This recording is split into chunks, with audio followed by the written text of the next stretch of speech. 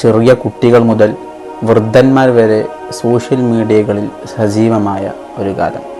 എന്ത് മാലിന്യവും കൊണ്ടുപോയി തള്ളാനുള്ള ഒരു വേസ്റ്റ് ബാസ്ക്കറ്റായി സോഷ്യൽ മീഡിയകൾ മാറിയ ഈ കാലത്ത് നാം പോലും അറിയാതെ നമ്മുടെ ഉള്ളിൽ വളർന്നു വരുന്ന ഒരു ദുസ്വഭാവമുണ്ട്.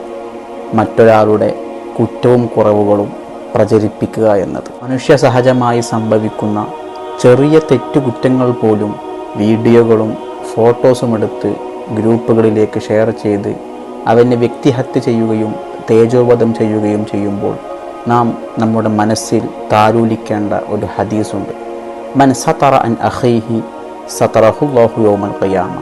ആരെങ്കിലും തൻ്റെ സഹോദരൻ്റെ ഒരു ചെറിയ പോരായ്മ പരസ്യപ്പെടുത്താതെ അവനെ രഹസ്യമായി ഉപദേശിച്ചാൽ അല്ലാഹു സുബ്ഹാനഹു വ തആല നാളെ പരലോകത്ത് ഇവൻ്റെ എല്ലാ പാപങ്ങളും മറച്ചു കളയുന്നതാണ്.